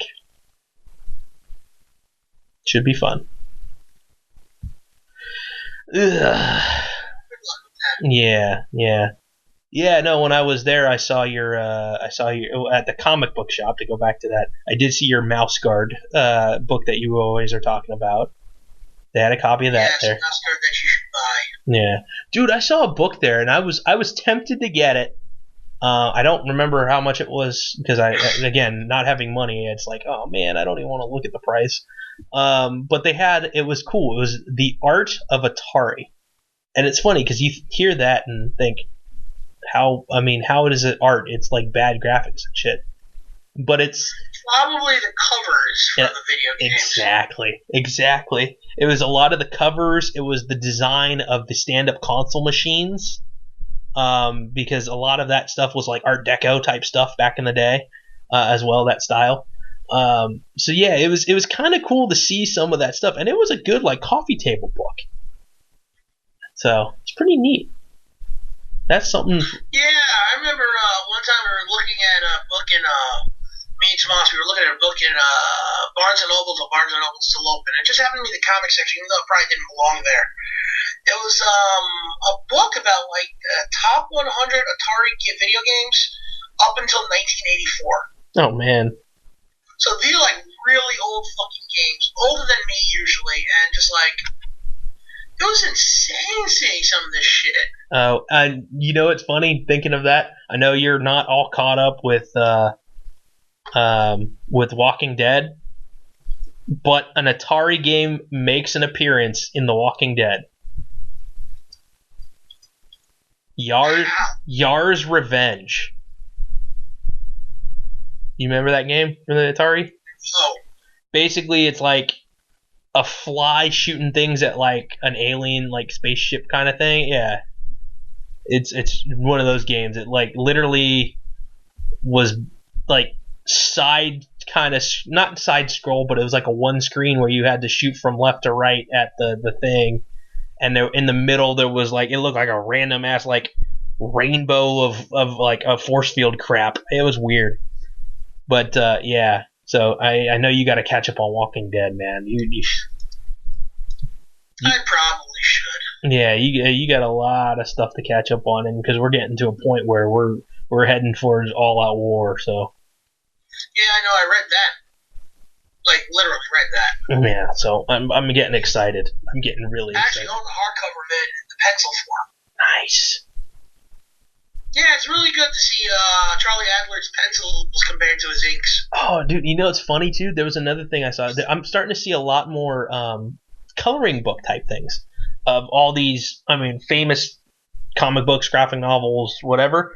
And they actually had a Walking Dead coloring book, and it was like one of the random like stories from The Walking Dead, and it literally is just the line drawings, and you can color it whatever the way you want.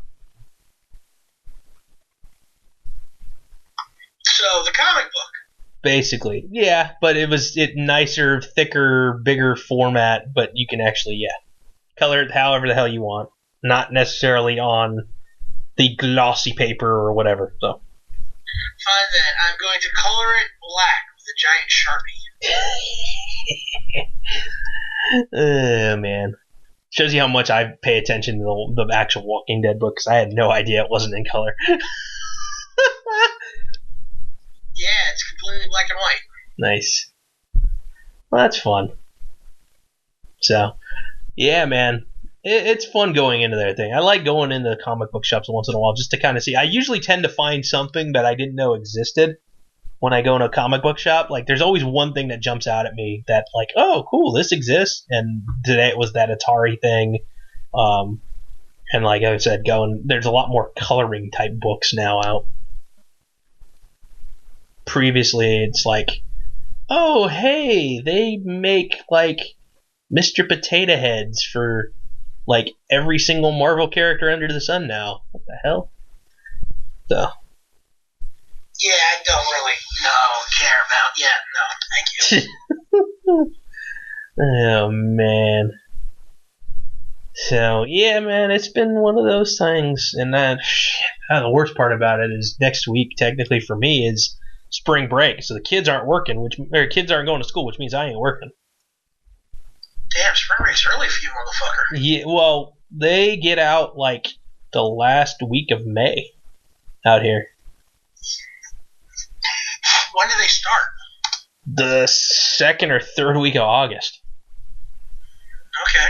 Yeah, so they have theirs. Yeah, they get out a little early and start a little early, and they're on a trimester system, which is it's almost the same amount of days, but they go by hours, and our school days are longer, or by like 45 minutes, so it adds up faster. So they actually are in school for less days, but for longer time every day. So yeah, it's a little different. Definitely a little different out here, but I'm enjoying it, man. Definitely having fun. There's definitely a different level of respect out here compared to California from some people. Is that a good thing? Oh yeah, absolutely. The respect, the kids themselves, even like some of the worst kids that I've dealt with out here, like the ones that just act up in class or whatever, at the end of the day, as they're walking out, will still say, "All right, have a good day, sir." What? You just goofed off for like the last 20 minutes, and I was getting on you about doing your work, and then all of a sudden you're like being cordial. That's weird. That caught me off guard. Don't argue. I know, exactly. That's the fun part. So, nah, dude, definitely seeing it. It's a different atmosphere here. It's definitely a different atmosphere. And I'm just noticed I'm saying definitely a lot all of a sudden in the last, like, 10 minutes. Did you notice that? Huh? I don't know. All of a sudden I'm a Rain Man. Definitely. No one listens to you anyway. Well, thanks, Scott. Good to know you I'm being care. honest with you. Good to know you care. I do. Did you get around to watching anything WWE related this past week? Raw, SmackDown. I unfortunately watched Raw. And I did not watch SmackDown because I didn't get home until about 10 o'clock that night. Oh, man. Yeah, every day this week I came home progressively later. Oh, man.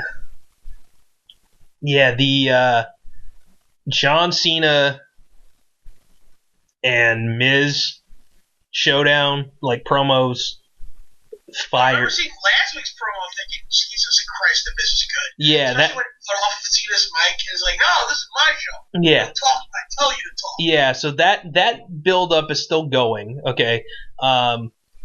Afterwards, on Talking Smack, of course, the Miz is on Talking Smack, and Daniel Bryan and him are just basically good rivals. I love it, and he like eviscerates Cena on Talking Smack, and even like takes pot shots at Daniel Bryan as well. And Daniel Bryan even kind of gave hints that like he's even thinking down the line of leaving WWE once his contract's up and trying to go back and wrestle again, because literally one doctor has said no, you can't wrestle, and every other doctor has said yes. And Maurice is even getting into the action, taking pot shots at Nikki Bella, basically saying, hey, I got my man. Yeah, you may have gotten yours, but look what I got that you'll never get. And she holds up her hand. And Mrs. goes, oh, that's a beautiful ring. And I'm like, oh, shots fired there, too. So, dude, they're building this up. Like, they don't even have to fight up until Mania. They can just talk. And this match is going to be straight fire. Thank you, Becky. Yeah. Oh man, yeah, no, it's gonna be good. It's gonna be damn good. So, and I have no interest in the match itself, but I am going to enjoy the fuck out of their promos. Yeah, it's definitely gonna be fun. And I think we finally, I don't know if they're gonna name any more for the Hall of Fame, but we've reached I think we're up to 8 people, 7-8 people already. So the only thing I can think of is they haven't named a celebrity. So maybe they'll do a celebrity here soon enough.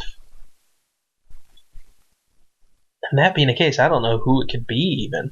Well, otherwise, I mean, this year's pretty stacked. Yeah, it's a good class. Yeah. I'm trying to think if they You thinking That's always a problem. Oh, jeez. Uh-huh. I'm thinking that maybe... Heck, I mean, I know in the past we had Wendy Richter. What if they did, inducted Cyndi Lauper? Or have they already done that? Or... She already's in. Is she already in? I can't even remember if she's officially in.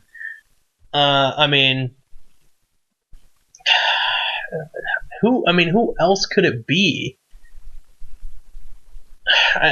For celebrity-wise, Shaq was supposed to be there to fight the Big Show, and now it doesn't look like that's going to happen. I was thinking they might try to induct Shaq, but I don't know. He just really hasn't brought much to the table. Maybe they don't induct a celebrity this year. If he wasn't working for TNA, Earl Hebner's got to be in, dude. Like, they gotta. It just would make sense for him to be in there, but he won't be in there until he's done with Impact. One day. Yeah. So, who knows, man? Who knows? Definitely going to be a good time, sort of. I'm still a little... Ryan is going to WrestleMania, are you? I don't know yet. He bought an extra ticket to try to convince me to go, and I'm like, I just don't want to spend the damn money. And well, you already bought the ticket. Let him pay. Well, yeah, but I still got to flight out there and hotel and. Doesn't he owe you a shitload of money? He owes me some, but he's been paying me back, and I'd rather actually have the cash because it helps pay rent while I'm not working. I'm not working as much. That's why you need a second job. I know, and that's why I'm trying to get a second job, which sucks. So, gotta do what you gotta do, I guess. So. Why don't you get like a cabbie license? Yeah. That it only costs $1.5 million here in New York to get one. I was gonna say, yeah, to get that gold medallion thing on your dashboard. Mm-hmm. Yeah, that's why I thought like Uber and stuff was like basically banned in a lot of cities, is because it was taken away from the cabbies. Well, it's not banned, but it's not, it's frowned upon. So, yeah. It's like, bad Uber, bad. And I regret not having Uber on my phone because it only cost me $40 to get all those fucking comics home back in June. Yeah. From Brooklyn. Yeah, I don't know, man. I might go. I'd still kind of weigh in my options. I got to figure out here in the next couple of days before. I just spent $1,200 on a new fucking computer. I don't know what's going to happen when it comes to fucking SummerSlam now. Yeah. Yeah, I feel you, because that's another thing, too. I would like to go up there, and I'm like, if I spend the money now, I don't know if I'm going to have the money at the end of August. So, yeah, so weighing my options. That's the key thing right now. So, man. Shit happens. I'll figure it out here soon enough. Yeah, it's not easy. Gotta figure it out. Yeah, and gotta know where we're going. Well, in the WrestleMania card too, it's God, it looks so bad, doesn't it? Could this possibly be the Undertaker's last match ever? It'd be cool to be there, but again, it's Roman Reigns. I wish it was kind of against Braun Strowman now.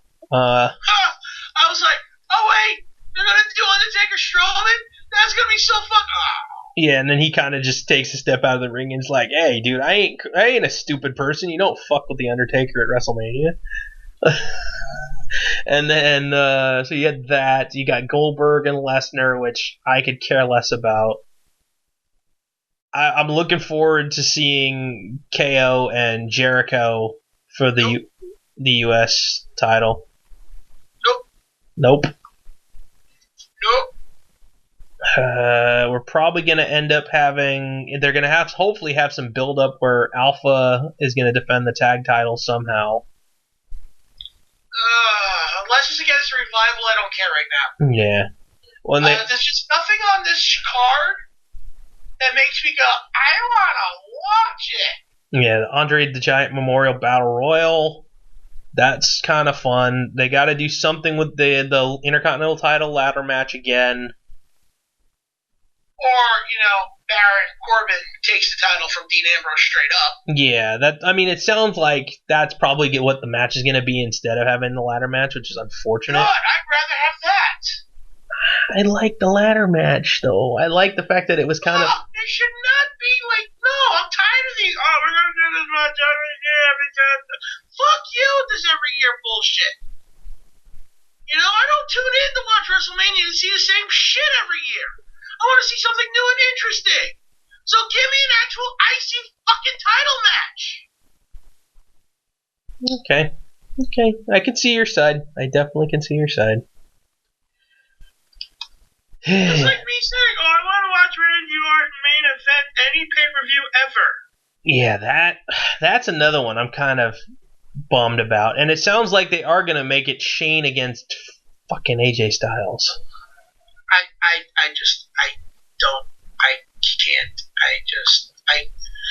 Words. Yeah.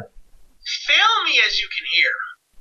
Yeah, so I'm a little, that's another reason why is with the card being just so mediocre looking. Like, do I really... that's not mediocre. That's horrible. Yeah, do I really want to go and waste the money on that to go see it live? I don't want to watch it on fucking pay-per-view. Yeah. It'd be my third Mania in a row, too. Is it worth it? Yeah, I don't know. See, my problem is, do you want to go see WrestleMania for the sake of seeing WrestleMania? Do you want to go see WrestleMania and see how shitty of a show it is? Yeah. See, and I've always neither right now. Yeah, I've always said if I ever hit the lottery, I will go to every one of the big 4 pay-per-views every year for the rest of my life. I would totally do that. I would go to every single Rumble, Mania, SummerSlam, Survivor Series. I would go to every single one if I hit it big and won the lottery. I still wouldn't. Hell, I'd go see freaking the show in the Tokyo Dome in New Japan. I would go do that first. That'd be fun, dude. I would love it. I'd probably watch a lot more ROH. Yeah, that. I'd probably go to indie show every week. Then I wouldn't have to work either, which would be great. Well, that helps too. Yeah, that'd be fun. But I wouldn't be going, I'm going to go to WrestleMania just because. I go to SummerSlam because I know SummerSlam is going to be the better card, and so far it has been. Yeah, that's why I like the Rumble. Their booking at the last SummerSlam was complete and utter shit, and it was way too fucking long thanks to the pre-show, but still, it was a much better show than WrestleMania last year. And you know what? That's another thing I'm wondering about. At last year's Mania in Dallas was almost 5 hours long. Like, not counting the pre-show. It was ridiculous. It was a 4-hour show in general on the schedule, and then everything bled over, and the main event went way over. Like, plus all that crap with The Rock. It was too much. It was flamethrower. Fuck you. Yeah. Plus, again, being there for the pre-show and everything, dude. The pre-show was 2 hours. Plus, the regular show was 5. Dude, that's almost an 8-hour day just trying to get into the stadium, watch the show itself, and then get out of the stadium. Dude, that's a long ass day. That's a long ass day. Especially, I didn't have a seat, dude. I was in standing room only. So I wouldn't do that. I did that at a 4-hour ROH show one time. That was just way too much. I was standing the whole fucking time. And I was fatter when I was doing that too. Yeah, so. Oh, man. Imagine standing at a 4-hour wrestling show, carrying yourself on your back. Yeah, I couldn't do it. That's what it felt like just to be me. Couldn't do it. I'm sorry. Oh, man. Just that sucks, dude. So, yeah, like I said, I'm weighing my options, and I'm still leaning towards not going, only because just money. That's one of the main reasons. Is money. Yeah.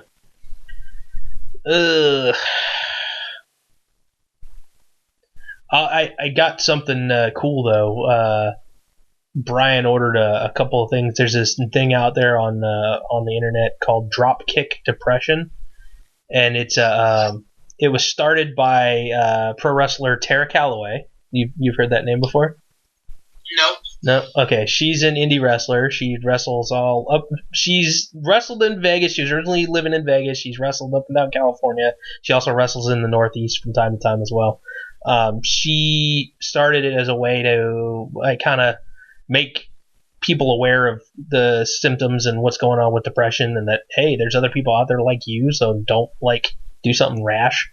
And she had a bunch of wrestlers actually write stories of how they battled with their depression over the years, like indie wrestlers, and she put it into a book form. So Brian ordered the book, and in the process, they were giving away like extra things if you ordered a book by a certain time or whatnot.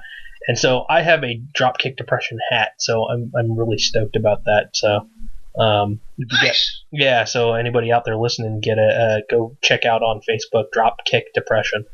It's a cool little site. And also to Tara Calloway, also aside from being an established pro wrestler, she's also a designer. So she makes gear for people and buttons and all that kind of good stuff. So check her out.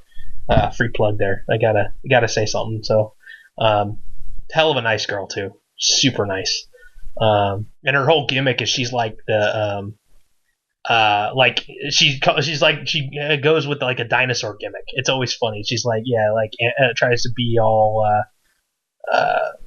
Jurassic Park out. Like one of her T-shirt designs it says Tara Calloway, and it looks like it's the Tyrannosaurus type logo from Jurassic Park. Pretty cool. So speaking of depressing, apparently Sean Marty Jannetty was offered money for porn. I did hear about that, unfortunately. Oh, good lord. What is this world coming to? Yeah, according to 411 Mania is reporting that from Marty Jannetty's Facebook, and I quote, "To all my ninjas, I want y'all's advice. Just got a call. $150,000 for 3 movies. Porno movies. Can't say the name, but they're a big company. I'm thinking my bruh Snoop had something to do with this. Check this though. It's fucking English, right? I can't speak it. I get to tear up some beautiful bitches, which is, censored. But, as my brother said, my family could see that. My thought is, why is my family watching porno then going to judge me? What do y'all think on that?" Yeah, that's good logic there. Yeah, no. To me, that's just what. Who the fuck's sitting there going, man, I want to watch Marty Jannetty porn? Doesn't make sense. It doesn't make sense. I can understand trying to talk to the women. Because there's some good-looking women in wrestling, but I don't know, whatever. They're a lot less willing to get naked as they were 10 years ago. Yeah, well, because a lot of the women now are legit athletes and wrestlers, so. Before, that's why Eva Marie is such an oddity. Eva Marie, she's basically there to, make her brand look better, and she'd be the first person to, pose in Playboy if WWE had the chance to put her in there. So. Well, speaking of returns, Balor came back. Yeah, he's doing the house shows again, which is good. And Triple H is also doing house shows once in a while to get in shape. So we know something. Oh, because he's going to be fighting friggin' Seth Rollins. Yes. But I think it's the only match I'm actually looking forward to in WrestleMania right now, and even that I'm not really looking forward to it. And before we came back on air, we read the news of Itami coming back and making an appearance at a NXT live show. Basically beating the ever-living crap out of Riddick Moss, who broke his shoulder or whatever the hell it was again. It's on Instagram. If you follow NXT's Instagram, you'll see it there. They have a video of it. Yeah, dude, it's funny? Boots it on the fucking head. Yeah, all the build-up with on NXT, you haven't seen it yet. So I'm not gonna. I don't want to spoil it, but top guys even more hated, I think, because of what they've been doing. It's pretty cool. Little subtle things that they've been doing to get more heat. So I like their subtle things. Yeah, it's good, and hopefully it's gonna have come to blows eventually. But I'm with you. I want to see them on the main roster. They deserve to be on the main roster. They're so damn good. They're only the best tag team in pro wrestling right now. Yeah, no, they are. They very much are. So, all right. Well, anything else you want to bring up real quick before we wind this shit down? Oh, it's a short show today, huh? Well, it's getting to the point where, what are we at? I don't know. It's been what? Yeah, we're about 15 minutes before the 2-hour mark, what we normally do, and I'm starting to actually get tired, which is very rare. And we lose a damn hour of sleep. Damn fucking daylight. Well, then just sleep an hour later. Yeah, but then it throws my rhythm off of stuff. But I don't know. Is that really that hard to do? I don't know. I heard a lightsaber ignite. Yes, my Cantina energy must have revitalized for the game that I'm playing. Ew. Nice. Indeed. I will probably be playing that now since it's about an hour into the new day and new rewards are to be had. Nice. And I still can't beat the fucking Emperor for my 6-star Emperor. So. Oh, man. My rebels are not rebellious enough. Oh, man. You know what? I seen, what was it? There was some video online of, like, how possibly Boba Fett survived the Sarlacc pit. Well, it happened in the book. Yeah, they try to actually go through, like, the actual schematic of the Sarlacc pit and how, like, oh yeah, like a group of what is it, like, I don't know if it was Jawas or some other type of, like, scavengers or whatever, like, found the suit and whatnot. So like, oh god, dude, it was funny. And some of the stuff that people put out there, and I go, man, like, I don't have the time to think of that stuff. Like, I might have, like, a random fleeting thought once in a while and think, hey, that's kind of funny to think about. And then I go about my business. But people actually go through and they will, like, look all this crap up and try to do the science behind it. And I'm like, holy shit. I can't imagine. Couldn't imagine doing stuff like that. I don't know. I don't have the abilities or strength to do so. Yeah. What was it? I was watching another thing on Star Wars, and they talked about how Spielberg and Lucas had a deal because when Star Wars was coming out was right around the same time Close Encounters of the Third Kind was coming out, and they made a deal because they were both, like, blockbusters coming out, like, the same weekend or the weekend one before the other. And as a way to, like, say, hey, we want each other to both do well, they both put up, they said, hey, we'll give each other, like, 2% of the profits from each movie.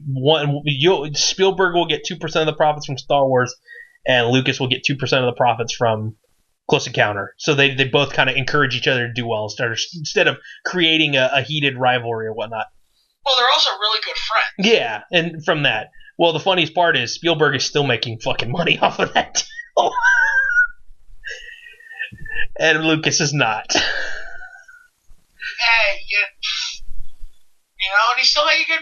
It's kind of funny. I was reading the trivia to Jaws because I just watched that for the first time a couple of days ago. Nice.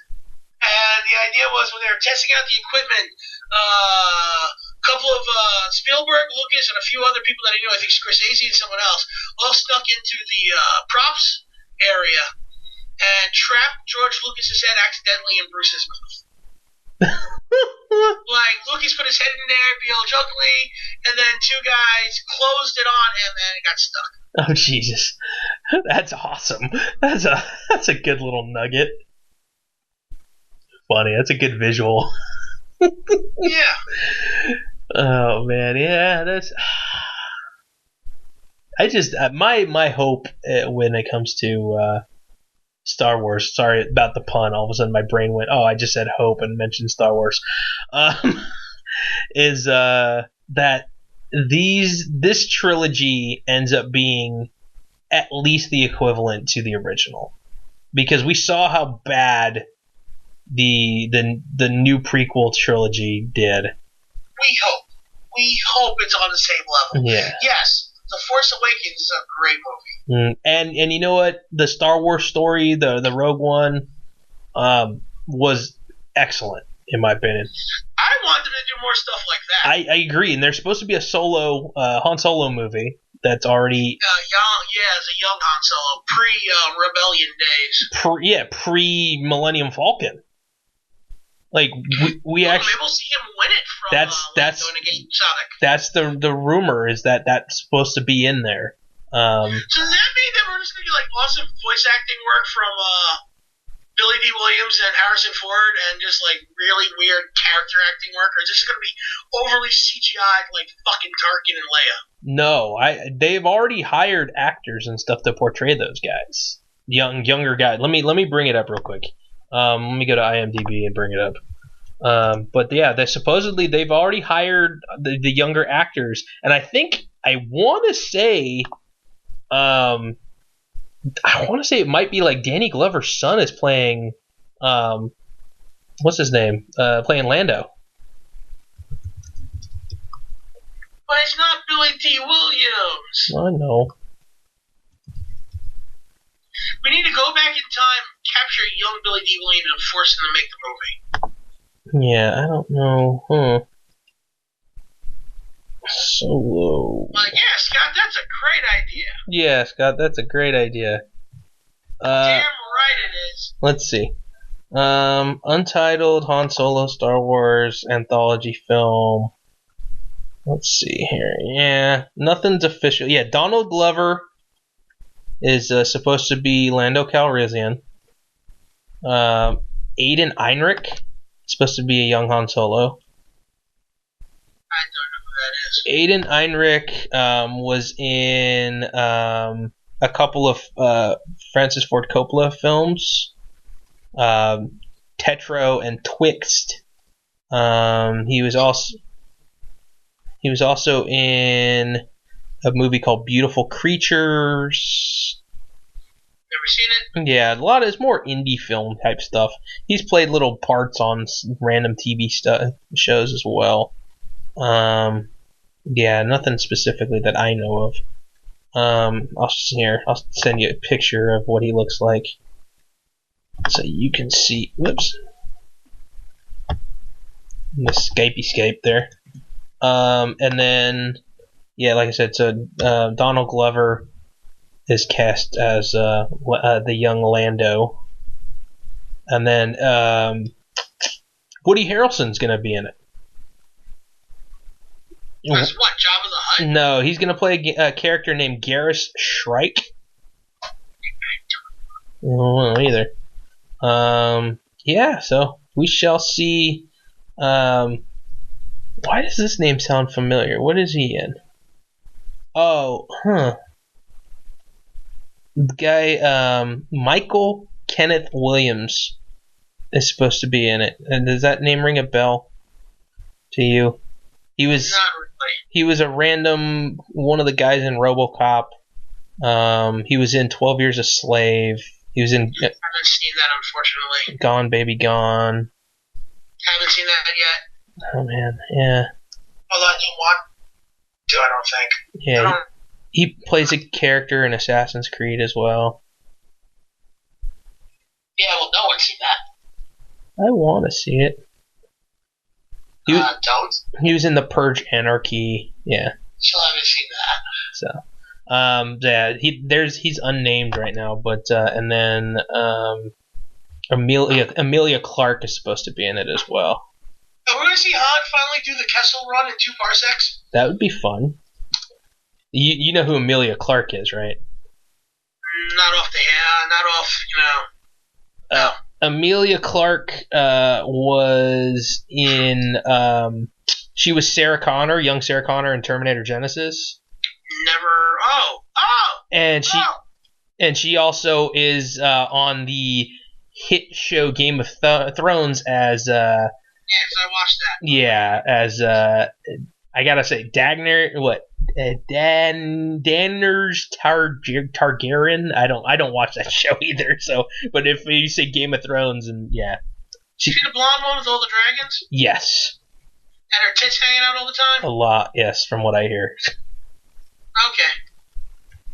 So she's supposedly going to be in the Han Solo story too as well. So, yeah, so it's going to be fun. Hopefully that turns out like it's going to be a good one, and it's going to be. It's still still got over a year to go, so it's going to be in 2018. So I'm assuming it's going to be like October or November, December, or something like that. Or this one says I would think maybe a little later than that. this one says May, but I don't think it's going to be that early. I don't. Why not? May the 4th be with you. I know, but that's the tentative date. I don't think it's gonna make it by that time. That's my hunch, because we really have gotten nothing about it other than just a few They names. got some casting at least, so that's a start. Yeah, so yeah, we'll see. All right, I'm gonna go to bed.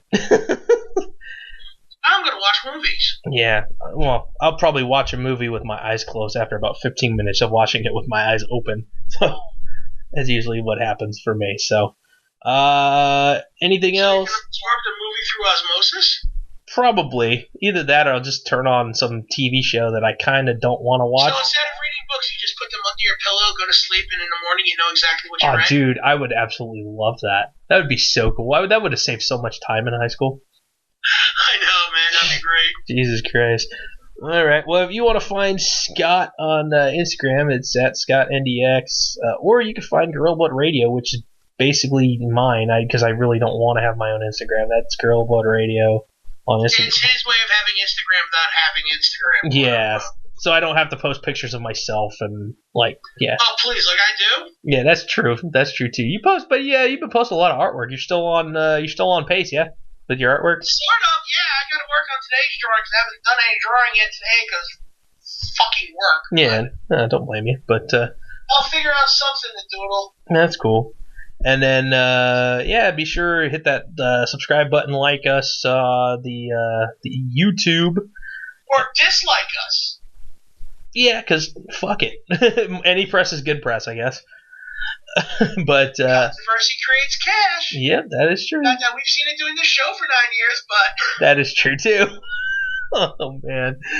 Lordy. All right. they kept saying, you guys are going to get paid, you guys are going to get paid, you guys are going to get paid, you guys are going to get paid, you guys are going to get paid.